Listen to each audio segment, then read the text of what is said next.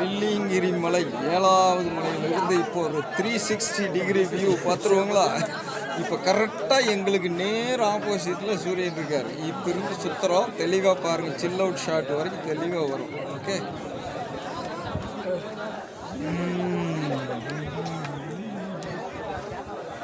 இமாம்பெரிய போகிற எங்களுக்கு பின்னாடி சில் அவுட்டுக்கு மாறப்போகுது.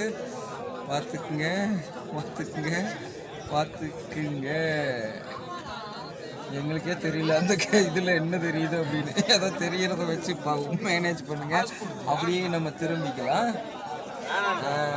அப்படியே வர்றோம். வெளிச்சம் படுது படுது படுது படுது படுது படுது. அப்படியே பத்திரமா திரும்பி அற்புதமாக வந்தாச்சு. மறுபடியும்